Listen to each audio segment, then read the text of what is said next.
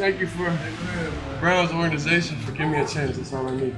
Quarterback Shedeur Sanders' fall in the NFL draft was the most insane sports story of not only this year, but the past decade. I think it's disgusting. I don't understand what the heck's going on with this. One assistant coach told me in all his years, it was the worst formal interview he'd ever been through. People said that Shedeur was trying to dictate how he wanted things to go. We have all the video receipts from his dad Deion's frustration.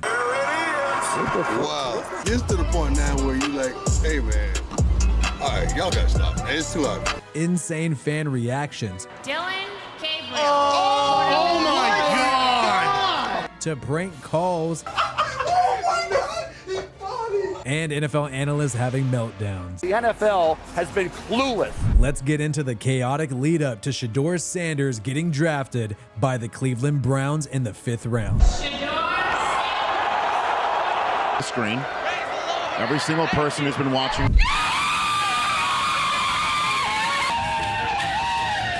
The Cleveland Browns select. They take Shedeur Sanders! If you're watching this video, you know Shedeur Sanders fell out of the 1st round of the NFL draft, and it really hit home and became a reality when the New Orleans Saints passed on him at pick 9. His dad, Deion Sanders, could not believe it. The New Orleans Saints select Kelvin Banks Jr., tackle, Texas. Changing location, But what was really cruel was in the 2nd round, he got a phone call that he thought was from the GM of the Saints, Mickey Loomis, but instead, it seems like it may have been from some college kid. This is Mickey Loomis here, GM of the Saints. How you doing? Good, how are you, man? Good, been waiting on you. Yeah, we have. It's been a long wait, man. No, for sure. We're going to take you with our next pick right here, man. Yes, sir, let's be legendary.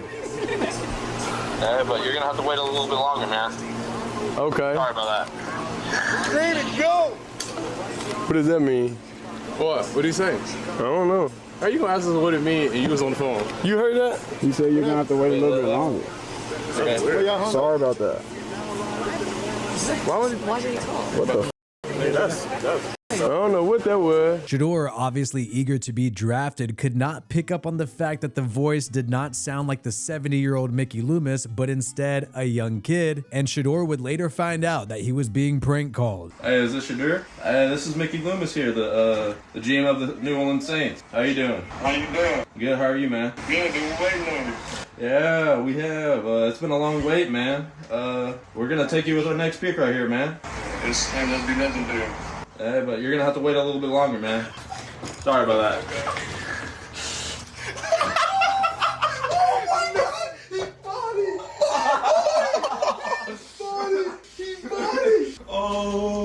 This was a cruel prank because Shedeur was already bummed out about falling in the 2nd round, but what was even more strange and more odd is that Shedeur insisted this was a number that nobody had besides NFL coaches. Nobody got this number though.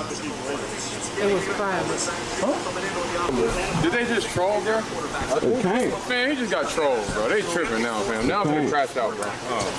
It is what it is. They said we're gonna tell you what the next bit, but you gotta wait a little bit longer.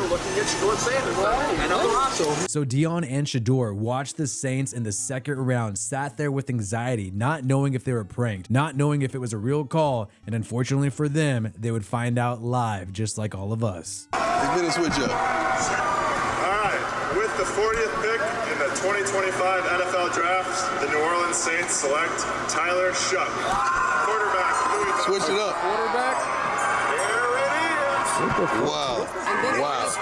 Shedeur falling to the 2nd round was understandable by a lot of people, but the Saints taking Tyler Shuck out of Louisville, a guy who is going to be 26 years old at the start of the season and has only played 1 season of college football as a full-time starter, that was absolutely absurd, and it was a sign of bad things to come for the Sanders family. But the big question was, who leaked this number, and was it an NFL coach who does not like Shedeur Sanders? I told you, that was a specific phone number, not in my name, not in any. So you bought that phone just for the draft? Boost Mobile shipped the phone just for the draft. So how did they get Nobody had the number. That's what I'm saying. The number was only in the email thread that the NFL sent out to only teams. That's outrageous, bro. So the NFL leaked it, basically. No, you can't say that. It could be one of their kids. It could be one of their kids. that then seen the email and just took the number. That's it. We know for a fact the New York Giants did not have a good meeting with Shedeur Sanders, and a lot of the reports about him having a bad attitude in the meetings seem to have come from the New York Giants camp, according to NFL insider Todd McShay. At number 3, Shedeur's not in play at 3. Shedeur's not in play with the New York Giants, as far as I'm told. Shedeur didn't have a great interview with Brian Daboll. In a private visit. An install package came in. Preparation wasn't there for it. Got called out on it. Didn't like that. Brian didn't appreciate him not liking it. And a lot of these NFL executives felt like he came into meetings with certain teams expecting them to court him rather than him and trying to impress these NFL teams. Throughout the pre-draft process, Shedeur Sanders very much proceeded as if he was dictating to clubs where he was going to go, rather than how the draft works, which is the other way around. At the Combine, it is now well documented some of his formal interviews did not go well. One assistant coach told me in all his years it was the worst formal interview he'd ever been through. People said that Shedeur was trying to dictate how he wanted things to go and made them feel small. He seemed to feel as if he was in an elite category where he could choose the few teams he wanted to go to. Remember back in February, Deion Sanders pretty much put some hints out there that the Sanders family was going to choose Shedeur's next team. You told him privately who you would like for him to play for. It's not like who I would like for him to play for. It's a couple teams that I won't allow him to play for. Whoa. And a lot of people felt like he was taking a shot at the Browns with the number 2 overall pick by saying Shedeur might pull an Eli. There's certain cities that ain't gonna happen. Okay, you on point. It's gonna be it's gonna be an Eli. Also early in the draft process of February, the Sanders family at an NFL red carpet event scoffed at the idea of them even falling to pick 9 to the New Orleans Saints. Where you fall to like 9 at where you no, I don't know about that. I don't know what you mean. This is why we continue to see Shedeur Sanders fall out of the second round after falling out of the first round, and everything reached a massive tipping point when in the third round, the Cleveland Browns would pass on him and elect to grab Dillon Gabriel out of Oregon instead. Let's go live to the podium. With the 94th pick in the 2025 NFL Draft, the Cleveland Browns select Dillon Gabriel. Oh my God! Oh my goodness. What are they doing? Oh my gosh. Oregon last year, 2 years at Oklahoma before that. Oh my gosh. That is a shocker. That is the stunner of the night of the entire NFL draft. Dillon Gabriel went before Shedeur Sanders? In the third round, Dillon Gabriel would not be the only quarterback selected before Shedeur Sanders. Even as a backup quarterback behind Sam Darnold on the Seattle Seahawks, Seattle decided to go with the project quarterback Jalen Milroe out of Alabama, and this is when chaos ensued. Yeah, this is So funny. It's funny when he's lost for words because I know what's going on. but it's funny because he never comes to that conclusion. No, he never does. No, He's gonna be the last one to ever say I that. like to have hope, and I like to trust God. Dang, God ain't it. This ain't God. This the devil. It wasn't cute after 21. That was the final straw. But you could explain. This is just unexplainable now.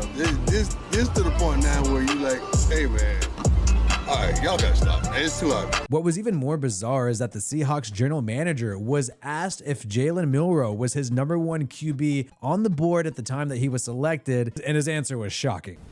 No. I don't think he was, actually. No, but it was damn close. Once Shedeur Sanders fell out of the third round, no longer even a day 2 pick, coupled with some of these comments by GMs, it seemed obvious that he was falling for character issues and not because of talent. Despite this tragic fall, Shedeur Sanders maintained hope that things would all work out. What's going on with y'all? What's up with y'all, man? We're here, we're in good spirits, of course. God don't make mistakes. We got faith in God no matter what.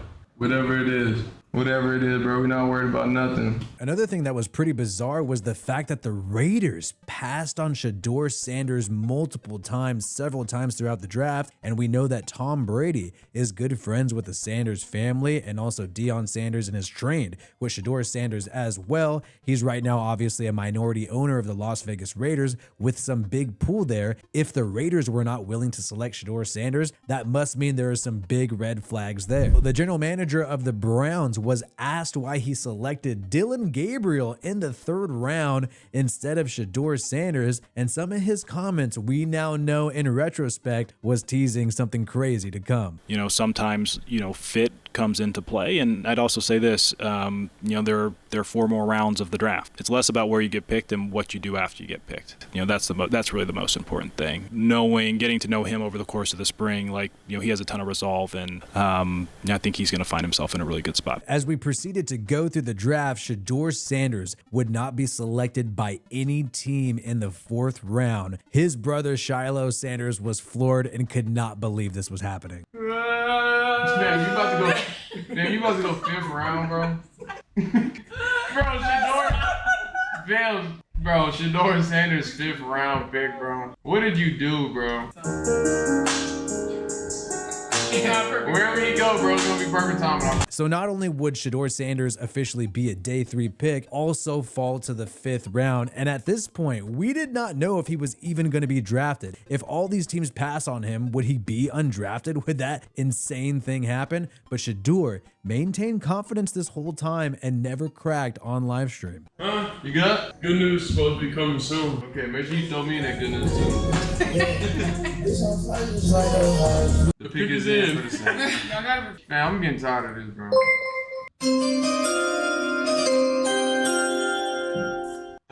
Bro, why are you still here, bro?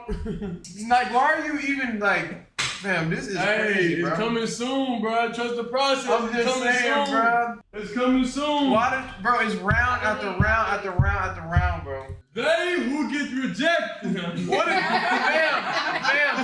Jackie's asking, what did you do, bro? In the middle of the 5th round, everybody thought it was completely over for Shedeur Sanders, and then out of nowhere, the Cleveland Browns traded up, and I was streaming live, and I could not believe this. With the 144th pick in the 2025 NFL Draft, the Cleveland Browns select They take Shedeur Sanders! The Cleveland Browns have taken Shedeur Sanders! Son of a bitch! It is finally fucking happened! The Cleveland Browns select Shedeur Sanders, quarterback. The Cleveland Browns select Shedeur Sanders.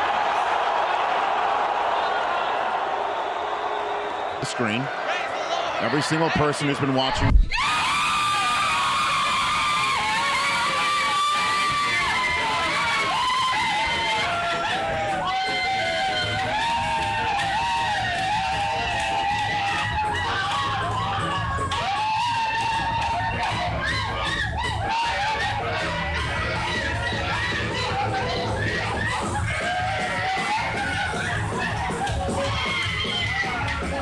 This was absolutely insane to see, especially given the fact that the Browns have already selected Dillon Gabriel in the 3rd round, currently have Joe Flacco on the roster, and in the offseason made a trade from the former 1st round pick quarterback of the Pittsburgh Steelers, Kenny Pickett. And Shedeur Sanders, if those reports were true, never wanted to go to the Cleveland Browns in the first place, but after falling in the draft and having this humbling experience, it seems like he was grateful for the opportunity, and it makes you wonder, has this guy changed? From fans' perspective, it seems like their feelings towards Shedeur has changed. Originally, he was viewed as cocky and arrogant, thinking that he can dictate how the draft is going to go to all these NFL teams. But after people witnessed him fall all the way to the 5th round, many people believe unfairly, and a lot of people claim there could be some collusion amongst these NFL owners to reject Shedeur Sanders. After people witnessed this struggle, fans view him as a sympathetic figure.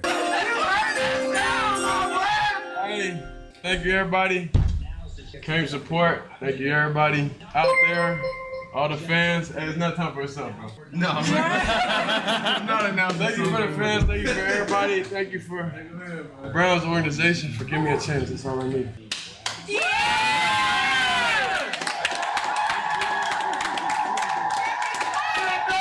Now, there are some people online claiming that the Browns head coach and the GM did not look too stoked to grab Shedeur Sanders. They kind of have a blank face there, but they have cleared this up and said that they were just tired at the time. And honestly, these two guys, if you've seen them historically, they kind of always look like that. But there is no doubt, after the Deshaun Watson disaster, Cleveland Browns fans think that Shedeur Sanders is going to break this curse. All these quarterbacks they've tried out over the years, nothing has worked, from Tim Couch to Brian Hoyer to Cody Kessler to RG3 to freaking Jeff Garcia. It's never worked. Will Shedeur break the curse?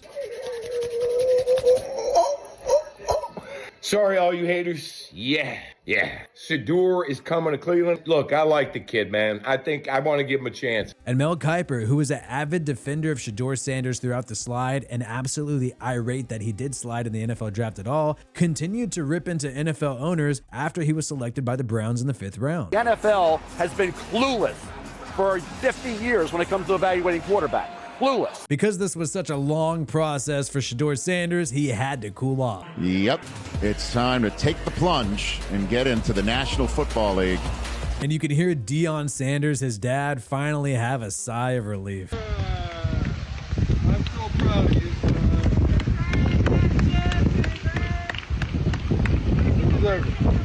This is one of the craziest things I've ever seen, though. Shedeur Sanders went into this as a favorite, went into this as a guy who's going to get things handed to him easily, and now he has become an underdog. And I honestly think this is probably better for his career, better for his image, to be an underdog trying to prove people wrong, rather than being this cocky guy who doesn't think he has to prove anything to anyone, including some of these NFL teams and meetings, according to these reports. And now the Cleveland Browns, who got an extra first-round pick for next year after trading with the Jags to allow them to grab Travis Hunter, they have the opportunity to get an absolute steal in the draft on a cheap as hell rookie contract. If Shedeur turns into the franchise quarterback that he believes he can be and other teams believe he can be, then they just have a free first next year. They can do whatever they want. It is a lottery ticket for the Browns at a very low cost. His former teammate Travis Hunter reacted to the draft selection as well.